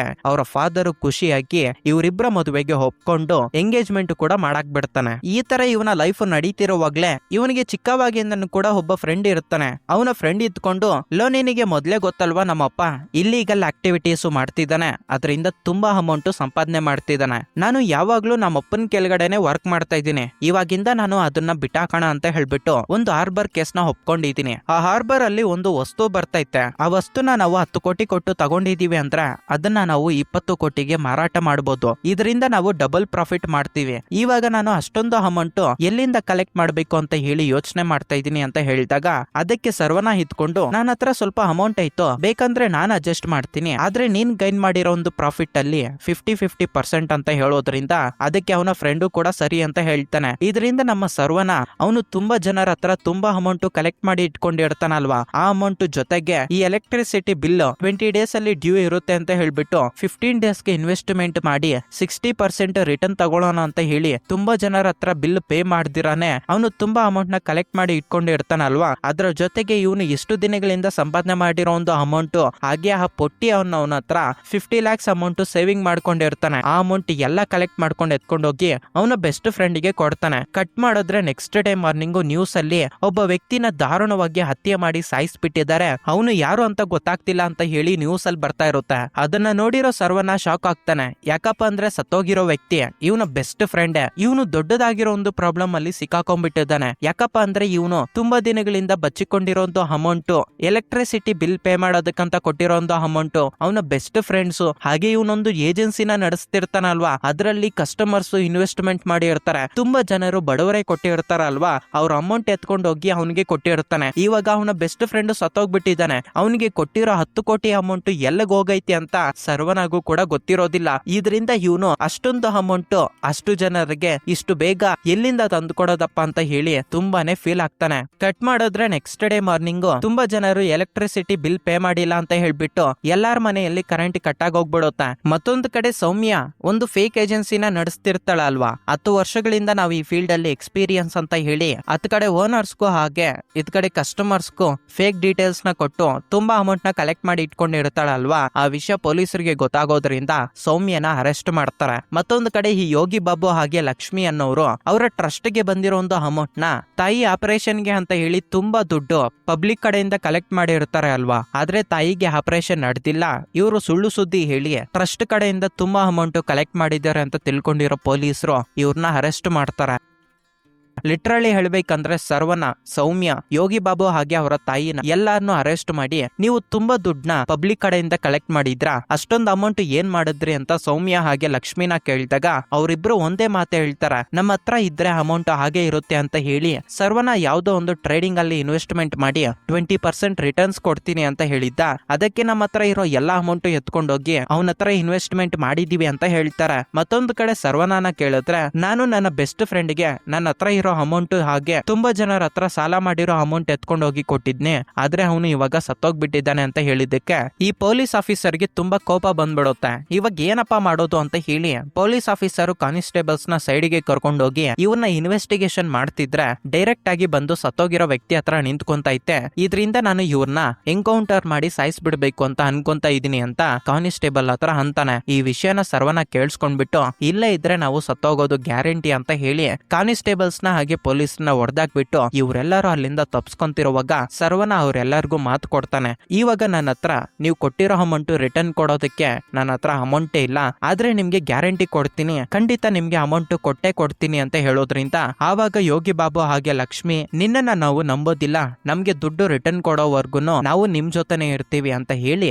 ಇವರೆಲ್ಲರೂ ಬೆಂಗಳೂರಿಗೆ ಶಿಫ್ಟ್ ಆಗಿ 7 ವರ್ಷ ಆಗೋಗ್ಬಿಟ್ಟಿರುತ್ತೆ. ಆಕ್ಚುಲಿ ಹೇಳ್ಬೇಕಂದ್ರೆ ಸರ್ವನ ಹಾಗೆ ಸೌಮ್ಯ ಮಗ ಅಂತ ಹೇಳ್ಕೊಂತ ಇರ್ತೀವಲ್ಲ, ಅವನು ಸೌಮ್ಯಗೆ ಹುಟ್ಟಿರೋ ಮಗು. ಇನ್ನ ಇಲ್ಲಿಂದ ಏನಾಯ್ತು ಅಂತ ನಿಮ್ಗೆ ಗೊತ್ತಿರೋದೆ, ಸ್ಕೂಲ್ ಹತ್ರ ಹೋದಾಗ ಮಗನನ್ನ ಯಾರೋ ಕರ್ಕೊಂಡು ಹೊರಟೋಗ್ಬಿಟ್ಟಿದ್ದಾರೆ ಅನ್ನೋ ಒಂದು ವಿಷಯ ಗೊತ್ತಾಗುತ್ತೆ. ಇದರಿಂದ ಅವರ ಫ್ಯಾಮಿಲಿ ಎಲ್ಲ ಶಾಕ್ ಆಗ್ತಾರೆ. ಯಾಕಪ್ಪ ಅಂದ್ರೆ CCTVಯಲ್ಲಿ ತನ್ನ ಮಗನನ್ನ ಕಿಡ್ನಾಪ್ ಮಾಡ್ಕೊಂಡು ಎತ್ಕೊಂಡು ಹೋಗಿರೋದು ಬೇರೆ ಯಾರು ಅಲ್ಲ, ಈ ಪೊಲೀಸ್ ಆಫೀಸರ್ ಅಂತ. ಮನೆಗೆ ಬಂದು ಫ್ಯಾಮಿಲಿ ಎಲ್ಲ ಡಿಸ್ಕಸ್ ಮಾಡ್ತಿರುವಾಗ ಸರ್ವನ ಅಂತಾನೆ, ನಿನ್ನ ಮಗ ನನಗೆ ಹುಟ್ಟದೇ ಇರ್ಬೋದು, ಆದ್ರೆ ಅವನು ಮಾತ್ರ ನನ್ನನ್ನ ಫಾದರ್ ಆಗಿ ನಂಬ್ತಾ ಇದ್ದಾನೆ. ಇದರಿಂದ ನಾನು ಅವನನ್ನ ಅಷ್ಟೊಂದು ಈಸಿಯಾಗಿ ಬಿಡೋದಿಲ್ಲ, ನನ್ನ ಮಗನನ್ನ ನಾನು ಬಿಡ್ಸ್ಕೊಂಡ್ ಬಂದೇ ಬರ್ತೀನಿ ಅಂತ ಹೇಳೋದ್ರಿಂದ ನಾವು ಕೂಡ ಬರ್ತೀವಿ ಅಂತ ಹೇಳಿ ಫ್ಯಾಮಿಲಿ ಫುಲ್ಲು ಈ ಪೊಲೀಸ್ ಆಫೀಸರು ಕಿಡ್ನಾಪ್ ಮಾಡಿರ್ತಾನಲ್ವಾ ಆ ಪ್ಲೇಸ್ ಹತ್ರಕ್ಕೆ ಹೋಗ್ತಾರ. ಆವಾಗ ಪೊಲೀಸ್ ಆಫೀಸರು, ನೀವೆಲ್ಲರೂ ತಪ್ಸ್ಕೊಂಡ್ ಬಂದ್ಬಿಟ್ವಿ ಅಂತ ಹೇಳಿ ತುಂಬಾ ಖುಷಿಯಾಗಿ 7 ವರ್ಷದಿಂದ ಆರಾಮಾಗಿರೋ ಒಂದು ಲೈಫ್ ನ ಲೀಡ್ ಮಾಡ್ತಾ ಇದ್ರ ಅಂತ ಅನ್ಕೊಂತ ಇದ್ದೀನಿ. ಆಕ್ಚುಲಿ ಹೇಳ್ಬೇಕಂದ್ರೆ ಅವತ್ತು ನೀವು ತಪ್ಸ್ಕೊಂಡು ಹೋಗೋದಕ್ಕೆ ಬಿಟ್ಟಿದ್ದೆ ನಾನು ಅಂತ ಹೇಳಿ ಇಲ್ಲೇ ಇನ್ನೊಂದು ಟ್ವಿಸ್ಟ್ ರಿವೀಲ್ ಆಗುತ್ತೆ. ಆಕ್ಚುಲಿ ಹೇಳ್ಬೇಕಂದ್ರೆ ಸರ್ವನ ಫ್ರೆಂಡು 10 ಕೋಟಿನ ಎತ್ಕೊಂಡು ಹೋಗ್ತಿರುವಾಗ ಸತ್ತೋಗ್ಬಿಟ್ಟಿದ್ದಾನೆ ಅಂತ ಹೇಳಿ ನ್ಯೂಸ್ ಅಲ್ಲಿ ಬಂದಿರುತ್ತಲ್ವಾ, ಅವನನ್ನ ಸಾಯಿಸಿರೋದು ಬೇರೆ ಯಾರು ಅಲ್ಲ, ಈ ಕಳ್ಬಡ್ಡಿ ನನ್ ಮಗ ಪೊಲೀಸ್ ಆಫೀಸರ್. ಅವನ ಹತ್ರ ಇರೋ 10 ಕೋಟಿ ಅಮೌಂಟ್ ನ ಇವನು ದೋಚ್ಕೊಂಡ್ಬಿಟ್ಟಿರ್ತಾನೆ. ಮತ್ತೆ ಇವ್ರನ್ನ ಇನ್ವೆಸ್ಟಿಗೇಷನ್ ಮಾಡ್ತಿರುವಾಗ ಅವನ ಹತ್ರನೇ ಬಂದು ನಿಂತ್ಕೊಳ್ಳೋದ್ರಿಂದ ಇವ್ರನ್ನ ಬಿಟ್ಟಾಕ್ಬಿಡ್ಬೇಕು ಅಂತ ಹೇಳಿ ಡಿಸೈಡ್ ಆಗಿರ್ತಾನೆ. ಅದೇ ಸಮಯದಲ್ಲಿ ಇವ್ರು ಕೂಡ ತಪ್ಸ್ಕೊಂಡು ಹೊರಟೋಗ್ಬಿಟ್ಟಿರ್ತಾರಲ್ವಾ, ಹೋದ್ರೆ ಹೋಗ್ಲಿ ಬಿಡು ಅಂತ ಹೇಳಿ ಈ ಪೊಲೀಸ್ ಆಫೀಸರು ಬಿಟ್ಬಿಟ್ಟಿರ್ತಾನೆ. ಇವಾಗ ಬ್ಯಾಕ್ ಸ್ಟೋರಿ ಒಂದು ಹೇಳ್ತಾನೆ. ಆ 10 ಕೋಟಿ ಅಮೌಂಟ್ ಬಂದ್ಮೇಲೆ ಈ ಪೊಲೀಸ್ ಆಫೀಸರ್ಗೆ ಚಿಕ್ಕವಾಗಿಂದಾನು ಕೂಡ ಬೆಟ್ಟಿಂಗ್ ಅಂದ್ರೆ ತುಂಬಾ ಇಷ್ಟ. ಅದರಲ್ಲಿ ಸ್ವಲ್ಪ ಸ್ವಲ್ಪ ಅಮೌಂಟ್ ಹಾಕಿ ದುಡ್ಡನ್ನ ಸಂಪಾದನೆ ಮಾಡ್ಕೊಳ್ಳೋದು, ಅದನ್ನ ಎತ್ಕೊಂಡೋಗಿ ಖರ್ಚು ಮಾಡ್ಕೊಳ್ಳೋದು, ಈ ತರ ಮಾಡ್ತಿರ್ತಾನೆ. ಸರ್ವನ ಫ್ರೆಂಡ್ ಹತ್ರ ಸಿಕ್ಕಿರೋ 10 ಕೋಟಿ ಅಮೌಂಟ್ ನ ಇವನು ಬೆಟ್ಟಿಂಗ್ ಅಲ್ಲಿ ಇಟ್ಟಾಗ ಒಂದೇ ಸಲ ಅದು ಮಾಯ ಆಗೋಗ್ಬಿಟ್ಟಿರುತ್ತೆ. ಆವಾಗ ಈ ಪೊಲೀಸ್ ಆಫೀಸರ್ ಡಿಸೈಡ್ ಆಗ್ತಾನೆ, ನಾನು ಸಾಯೋವರ್ಗುನು ಕೂಡ ನನ್ನ ಹತ್ರ ಅಮೌಂಟ್ ಇರ್ಬೇಕು, ಅಷ್ಟೊಂದು ಅಮೌಂಟ್ ನನ್ನ ಹತ್ರ ಇರ್ಬೇಕು ಅಂದ್ರೆ ನಾನು ಏನಪ್ಪಾ ಮಾಡ್ಬೇಕು ಅಂತ ಹೇಳಿ ಥಿಂಕ್ ಮಾಡ್ತಿರುವಾಗ್ಲೇ ಇವನು ಬಿಟ್ಟ ಹಾಕಿರೋ ಗ್ಯಾಂಗು ಸರ್ವನ ಹಾಗೆ ಇವರೆಲ್ಲರೂ ನೆನಪಾಗ್ತಾರೆ. ಇವ್ರನ್ನ ಹೇಗಾದ್ರೂ ಸರಿ ಹಿಡ್ಕೊಂಡು ಇವ್ರ ಹತ್ರ ನನಗೆ ಬೇಕಾಗಿರೋ ಅಮೌಂಟ್ ಸಂಪಾದನೆ ಮಾಡ್ಕೋಬೇಕು ಅಂತ ಡಿಸೈಡ್ ಆಗಿ ಇವ್ರನ್ನ ಹುಡ್ಕೊಂಡು ಬೆಂಗಳೂರಿಗೆ ಬಂದು ಅವರ ಮಗನನ್ನ ಕಿಡ್ನಾಪ್ ಮಾಡ್ಕೊಂಡು ಎತ್ಕೊಂಡ್ ಬಂದ್ಬಿಟ್ಟು ಇರ್ತಾನೆ. ಇವಾಗ ನೀವು ನಾನ್ ಸಾಯೋವರೆಗೂ ಅಮೌಂಟ್ ನನ್ನ ಹತ್ರನೇ ಇರ್ಬೇಕು, ಅಷ್ಟು ಅಮೌಂಟ್ ಗರ್ಲ್ಸ್ ಕೊಡ್ತೀನಿ ಅಂದ್ರೆ ನಿಮ್ಮ ಮಗನನ್ನ ರಿಟರ್ನ್ ಕೊಡ್ತೀನಿ ಅಂತ ಹೇಳ್ತಾನೆ. ನಂತರ ಇವರು ಮನೆಗೆ ಬಂದ್ಮೇಲೆ ನನ್ನ ಮಗನನ್ನ ನಾನು ಕಾಪಾಡ್ಕೊಳ್ಳೋದಕ್ಕೆ ಏನ್ ಬೇಕಾದ್ರೂ ಮಾಡ್ತೀನಿ ಅಂತ ಹೇಳಿ ಇಷ್ಟೊಂದು ಅಮೌಂಟ್ ಇವಾಗ ಸ್ಕ್ಯಾಮ್ ಮಾಡ್ಬೇಕು ಅಂದ್ರೆ ಯಾವ ಸ್ಕ್ಯಾಮ್ ಮಾಡ್ಬೇಕು ಅಂತ ಹೇಳಿ ಸರ್ವನ ಥಿಂಕ್ ಮಾಡ್ತಿರುವಾಗ್ಲೇ ಇವರು ಬೆಂಗಳೂರಿಂದ ಚೆನ್ನೈಗೆ ಬರ್ತಿರೋ ಒಂದು ಟೈಮಲ್ಲಿ ಒಂದು ಹಳೆ ಟೋಲ್ ಕಾಣಿಸುತ್ತೆ. ಆ ಟೋಲ್ ಮುಖಾಂತರ ಇವನ್ಗೊಂದು ಐಡಿಯಾ ಬರುತ್ತೆ. ಆಕ್ಚುಲಿ ಹೇಳ್ಬೇಕಂದ್ರೆ ಆಫ್ರಿಕಾದಲ್ಲಿ ಈ ತರನೇ ಒಂದು ಮುಚ್ಚೋಗಿರೋ ಒಂದು ಟೋಲ್ ನ ಉಪಯೋಗ ಮಾಡ್ಕೊಂಡು ಒಂದು ಗ್ಯಾಂಗ್ ತುಂಬಾ ಅಮೌಂಟ್ ನ ಗವರ್ನಮೆಂಟ್ ನೇ ಸ್ಕ್ಯಾಮ್ ಮಾಡಿ ದುಡ್ಡನ್ನ ಸಂಪಾದನೆ ಮಾಡ್ಕೊಂಡಿದ್ದಾರೆ. ಅದೇ ಪ್ಲಾನ್ ನ ನಾವಿಲ್ಲಿ ಇಂಪ್ಲಿಮೆಂಟ್ ಮಾಡೋಣ ಅಂತ ಹೇಳಿ ಆ ಪ್ಲಾನ್ ನ ಈ ಪೊಲೀಸ್ ಆಫೀಸರ್ಗೆ ತೋರಿಸ್ತಾರೆ. ಆವಾಗ ಪೊಲೀಸ್ ಆಫೀಸರ್ ಸ್ಕ್ಯಾಮ್ ಏನೋ ಚೆನ್ನಾಗೇ ಐತೆ, ಇದಕ್ಕೆ ಸಂಬಂಧಪಟ್ಟಿರೋ ಹಾಗೆ ಎಲ್ಲಾ ಡಾಕ್ಯುಮೆಂಟ್ಸ್ ನಾನ್ ನೋಡ್ಕೊಂತೀನಿ ಅಂತ ಹೇಳ್ತಾನೆ. ನೆಕ್ಸ್ಟ್ ಡೇ ಮಾರ್ನಿಂಗು ಈ 4 ಜನ ಒಂದು ಕೊರಿಯನ್ ಮೂವಿ ನೋಡಿ ಅದೇ ತರ ಇವರ ಗೆಟಪ್ಸ್ ನ ಚೇಂಜ್ ಮಾಡ್ಕೊಂತಾರೆ. ಫಸ್ಟ್ ಥಿಂಗ್ ಏನಪ್ಪಾ ಅಂದ್ರೆ ಆ ಟೋಲ್ ಮತ್ತೆ ಓಪನ್ ಆಗೈತಿ ಅಂತ ಹೇಳಿ ಎಲ್ಲರಿಗೂ ಗೊತ್ತಾಗ್ಬೇಕಲ್ವಾ. ಇದರಿಂದ ಇಲ್ಲಿ ನಡೀತಿರೋ ಒಂದು ನ್ಯೂಸ್ ಪೇಪರ್ ಅಲ್ಲಿ ಅದು ಪ್ರಿಂಟ್ ಆಗ್ಬೇಕು ಅಂತ ಹೇಳಿ ಎಡಿಟರ್ ವರ್ಕ್ ಮಾಡ್ತಿರೋ ಒಂದು ಪ್ಲೇಸ್ ಹತ್ರಕ್ಕೆ ಹೋಗಿ ಅವನಿಗೆ ಮತ್ತೆ ಇಂಜೆಕ್ಷನ್ ಕೊಟ್ಟು ಅನ್ಕಾನ್ಶಿಯಸ್ ಆಗೋ ತರ ಮಾಡಿ ಅವನ ಲ್ಯಾಪ್ಟಾಪ್ ಎತ್ಕೊಂಡು ತುಂಬಾ ವರ್ಷಗಳಿಂದ ಕ್ಲೋಸ್ ಆಗಿರೋ ಒಂದು ಟೋಲು ಮತ್ತೆ ರೀಓಪನ್ ಆಗ್ತೈತೆ ಅಂತ ಹೇಳಿ ಚಾನಲ್ ಗೆ ಕಳಿಸ್ತಾನೆ. ಇದು ಸೆಂಟ್ರಲ್ ಗೌರ್ಮೆಂಟ್ ಸ್ಕೀಮ್ ಅಲ್ವಾ, ಮಿನಿಸ್ಟರ್ ಗೆ ಈ ವಿಷಯ ಗೊತ್ತಾಗ್ಬೇಕು ಅಂತ ಹೇಳಿ ಮಿನಿಸ್ಟರ್ ಹತ್ರಕ್ಕೆ ಹೋಗಿ ಡೆಲ್ಲಿಯಲ್ಲಿರೋ ಪ್ರೈಮ್ ಮಿನಿಸ್ಟರ್ ನಿಮ್ ಜೊತೆ ಮಾತಾಡ್ತಿದ್ದಾನೆ ಅಂತ ಹೇಳಿ ಅವ್ರ ವಾಯ್ಸ್ ನ ಇಮಿಟೇಟ್ ಮಾಡಿ ವಿಡಿಯೋ ಕಾಲ್ ಮುಖಾಂತರ ಮಾಯದ ಮಾತುಗಳು ಹೇಳಿ ಈ ಮಿನಿಸ್ಟರ್ ನ ಕನ್ವಿನ್ಸ್ ಮಾಡಿ ಟೋಲ್ ಓಪನಿಂಗ್ ಗೆ ಮಿನಿಸ್ಟರ್ ನೇ ಕರೀತಾರೆ. ಈ ತರ ಟೋಲ್ ಓಪನ್ ಆಗಿ ಆ ಟೋಲ್ ಕಡೆಯಿಂದ ತುಂಬಾ ಅಮೌಂಟ್ ಇವರು ಸಂಪಾದನೆ ಮಾಡ್ಕೊಂತಾರೆ. ಲಿಟ್ರಲಿ ಹೇಳ್ಬೇಕಂದ್ರೆ 10 days ಅಲ್ಲಿ 10 crores ನ ಸಂಪಾದನೆ ಮಾಡ್ತಾರೆ. ಆ 10 crores ಅಮೌಂಟ್ ಈ ಪೊಲೀಸ್ ಆಫೀಸರ್ ಹತ್ರಕ್ಕೆ ಸರ್ವನ ಎತ್ಕೊಂಡ್ ಬಂತು. ನಿಜ ಹೇಳ್ಬೇಕಂದ್ರೆ ನೀವು ಲೈಫ್ ಲಾಂಗ್ ದುಡ್ಡು ನನ್ನ ಹತ್ರನೇ ಇರ್ಬೇಕು ಅಂತ ಹೇಳಿದ್ರಲ್ವಾ, ಈ ಟೋಲ್ ವಿಷಯ ಏನಾದ್ರು ಬೇರೆ ಅವರಿಗೆ ಗೊತ್ತಾದ್ರೆ ಟೋಲು ಕ್ಲೋಸ್ ಆಗೋಗ್ಬಿಡುತ್ತೆ. ಇದನ್ನ ಹಿಡ್ಕೊಂಡು ನಾವು ಲೈಫ್ ಲಾಂಗ್ ದುಡ್ಡನ್ನ ದುಡಿಯೋದಕ್ಕೆ ಆಗೋದಿಲ್ಲ. ಅದಕ್ಕೆ ನನ್ನ ಹತ್ರ ಒಂದು ಪ್ಲಾನ್ ಐತೆ ಬನ್ನಿ ಅಂತ ಹೇಳಿ ಪೊಲೀಸ್ ಆಫೀಸರ್ ನ ಒಂದು ಪ್ಲೇಸ್ ಹತ್ರಕ್ಕೆ ಕರ್ಕೊಂಡು ಹೋಗ್ತಾನೆ. ಅಲ್ಲಿ ಒಬ್ಬ ಸೈಂಟಿಸ್ಟ್ ಬಂದ್ಬಿಟ್ಟು ಒಂದು ಎಕ್ಸ್ಪೆರಿಮೆಂಟ್ ಮಾಡಿ ತೋರಿಸ್ತಾನೆ. ಆಕ್ಚುಲಿ ಹೇಳ್ಬೇಕಂದ್ರೆ ಇದೊಂದು ದೊಡ್ಡ ಪ್ರಾಜೆಕ್ಟ್. ಪೆಟ್ರೋಲ್ ಡೀಸೆಲ್ ಇಂದ ನಡೀತಾ ಇರೋ ಒಂದು ಇಂಜನ್ ಬರೀ ವಾಟರ್ ಇಂದಾನೇ ನಡೆಸಬಹುದು ಅಂತ ಹೇಳಿ ಪೊಲೀಸ್ ಆಫೀಸರ್ ಗೆ ರಿಯಲ್ ಆಗಿ ತೋರ್ಸೋದ್ರಿಂದ ಆ ಪೊಲೀಸ್ ಆಫೀಸರ್ ಫಿದಾ ಆಗೋಗ್ಬಿಡ್ತಾನೆ. ನಿಮ್ಗೆ ಬಂದಿರೋ ಒಂದು 10 ಕೋಟಿ ಅಮೌಂಟ್ ಇವಾಗ ಈ ಪ್ರಾಜೆಕ್ಟ್ ಅಲ್ಲಿ ಇನ್ವೆಸ್ಟ್ಮೆಂಟ್ ಮಾಡಿದಿರಾ ಅಂದ್ರೆ ಈ ಪ್ರಾಜೆಕ್ಟ್ ಫ್ಯೂಚರ್ ಅಲ್ಲಿ ನೀವು ನೆಕ್ಸ್ಟ್ ಲೆವೆಲ್ ಅಲ್ಲಿ ಡೆವಲಪ್ ಆಗ್ಬಹುದು. ಅಂಬಾನಿ ನಿನ್ ಕಾಲ್ ಕೆಳಗಡೆ ಬಂದ್ಬಿಡ್ತಾನೆ ಅಂತ ಹೇಳೋದ್ರಿಂದ ಪೊಲೀಸ್ ಆಫೀಸರ್ ಅದಕ್ಕೆ ಟೆಂಪ್ಟ್ ಆಗಿ ಅದಕ್ಕೆ ಸಂಬಂಧಪಟ್ಟಿರೋ ಹಾಗೆ ಡಾಕ್ಯುಮೆಂಟ್ಸ್ ಮೇಲೆ ಅವನು ಸಿಗ್ನೇಚರ್ ಕೂಡ ಮಾಡ್ತಾನೆ. ಇದೆಲ್ಲ ಆದ್ಮೇಲೆ ಸರ್ವನ ಪೊಲೀಸ್ ಆಫೀಸರ್ ಹತ್ರ ನಿಮ್ಗೆ ಬೇಕಾಗಿರೋ ಹಾಗೆ ಲೈಫ್ ಲಾಂಗ್ ಅಮೌಂಟ್ ಬರೋ ತರ ನಾವು ಮಾಡ್ಕೊಟ್ಟಿದೀವಲ್ಲ, ನಮ್ಮ ಮಗನನ್ನ ನಮ್ಗೆ ಕೊಟ್ಬಿಡಿ, ನಾವು ಬೇರೆ ಊರಿಗೆ ಹೋಗಿ ಸೆಟಲ್ ಆಗೋಗ್ಬಿಡ್ತೀವಿ ಅಂತ ಹೇಳಿದಾಗ ಅದಕ್ಕೆ ಅವನ್ ಅಂತಾನೆ, ನಿಮ್ಮನ್ನ ಇವಾಗ ಇಲ್ಲಿಂದ ಕಳ್ಸ್ಬಿಟ್ರೆ ಟೋಲ್ ಓಪನ್ ಮಾಡಿರೋದು ಈ ಸ್ಕ್ಯಾಮ್ ಎಲ್ಲ ನೀವು ಎಕ್ಸ್ಪೋಸ್ ಮಾಡಾಕ್ತೀರಾ, ಅದಕ್ಕೆ ನಿಮ್ಮನ್ನ ಬಿಡೋದಿಲ್ಲ, ನಿಮ್ಮ ಮಗನನ್ನ ನಿಮ್ಗೆ ಕೊಡ್ತೀನಿ, ಆದ್ರೆ ನಿಮ್ಮೆಲ್ಲಾರನ್ನು ಒಂದೇ ಬಾರಿ ಶೂಟ್ ಮಾಡಿ ಸಾಯ್ಸಾಕ್ಬಿಡ್ತೀನಿ ಅಂತ ಹೇಳಿದಾಗ ಸರ್ವನ ಪೊಲೀಸ್ ಆಫೀಸರ್ ಹತ್ರ ಕೇಳ್ಕೊಂತಾನೆ, ಪ್ಲೀಸ್ ನಮ್ಮ ಮಗನನ್ನ ಒಂದು ಬಾರಿ ಆದ್ರೂ ಮಾತಾಡೋದಕ್ಕೆ ಫೋನ್ ಮುಖಾಂತರ ಅವಕಾಶ ಮಾಡ್ಕೊಡಿ ಅಂತ ಪೊಲೀಸ್ ಆಫೀಸರ್ ಕಾಲ್ ಮಾಡಿ ಆ ಚಿಕ್ಕ ಹುಡುಗನಿಗೆ ಫೋನ್ ಕಾಲ್ ನ ಕೊಡ್ತಾನೆ. ಆವಾಗ ಸರ್ವನ, ನೋಡೋ ನೀನು ತುಂಬಾ ದಿನಗಳಿಂದ ನನ್ನ ಹತ್ರ ಒಂದು ಕೇಳ್ತಿದ್ದೆ, ನನ್ನ ಫ್ರೆಂಡ್ಸ್ ಓಡ್ತಿದ್ದಾರೆ, ನಾನು ಯಾವಾಗ ಓಡ್ತೀನಿ ಅಂತ, ಇವಾಗ ಟೈಮ್ ಬಂದೈತೆ, ನನ್ ಫೋನ್ ನಂಬರ್ ನಿನ್ಗೆ ಗೊತ್ತಲ್ವಾ, ಆ ಫೋನ್ ನಂಬರ್ಗೆ ನಿನ್ನ ಹತ್ರ ಇರೋ ಒಂದು ಫೋನ್ ಮುಖಾಂತರ ಲೊಕೇಶನ್ ನ ಸೆಂಡ್ ಮಾಡಿ ಓಡೋದಕ್ಕೆ ಸ್ಟಾರ್ಟ್ ಮಾಡು ಅಂತ ಹೇಳ್ತಾನೆ. ಆಕ್ಚುಲಿ ಹೇಳ್ಬೇಕಂದ್ರೆ ಅವನ ಮಗ ಹ್ಯಾಂಡಿಕ್ಯಾಪ್ಟ್ ಅಂತ ಎಲ್ಲಾರ್ಗೂ ಗೊತ್ತಲ್ವಾ, ಇವಾಗೆ ನಮ್ಗೆ ಗೊತ್ತಾಗುತ್ತೆ. ಅವರು ಚೆನ್ನೈ ಕಡೆಯಿಂದ ಬೆಂಗಳೂರಿಗೆ ಬಂದಾಗ ಬೆಂಗಳೂರಲ್ಲಿ ಒಂದು ಒಳ್ಳೆ ಸ್ಕೂಲ್ ಅಲ್ಲಿ ಅಡ್ಮಿಷನ್ ಮಾಡಿಸ್ಬೇಕು ಅಂತ ಹೇಳಿ ಇವ್ರು ಹೋಗ್ತಾರೆ.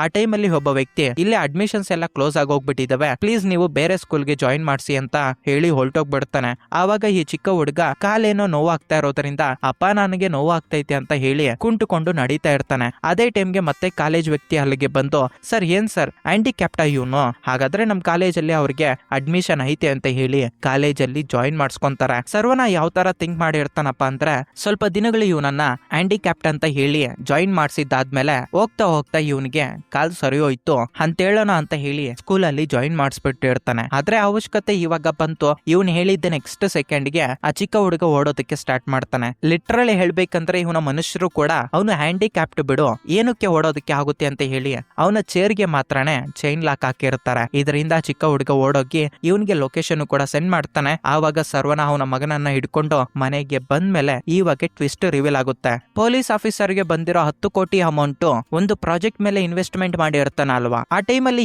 ಇವನ ಪ್ರಾಜೆಕ್ಟ್ ನ ಇಂಡಿಯಾ ಫುಲ್ ಎಕ್ಸ್ಪೆಂಡ್ ಮಾಡಬೇಕು ಅಂತ ಹೇಳಿ ನ್ಯೂಸ್ ಚಾನಲ್ಸ್ ಮುಂದೆ ಕುತ್ಕೊಂಡು ಈ ಪ್ರಾಜೆಕ್ಟ್ ನ ಅನೌನ್ಸ್ಮೆಂಟ್ ಮಾಡೋದ್ರಿಂದ ತುಂಬಾ ಜನರು ಬೇರೆ ಬೇರೆ ಕಡೆಯಿಂದ ಕಾಲ್ ಮಾಡಿ ಕೋಟಿ ಈ ಪ್ರಾಜೆಕ್ಟ್ ಮೇಲೆ ನಾವು ಇನ್ವೆಸ್ಟ್ಮೆಂಟ್ ಮಾಡ್ತೀವಿ ಅಂತ ಹೇಳಿ ತುಂಬಾ ಅಮೌಂಟ್ ನ ಇನ್ವೆಸ್ಟ್ಮೆಂಟ್ ಮಾಡಿರ್ತಾರೆ. ಲೋ ಪೊಲೀಸ್, ಇಷ್ಟೆಲ್ಲ ಅಮೌಂಟ್ ಇವಾಗ ನಿನ್ನ ಹತ್ರನೇ ಐತೆ ಅಂತ ಅನ್ಕೊಂತ ಇದ್ಯಾ?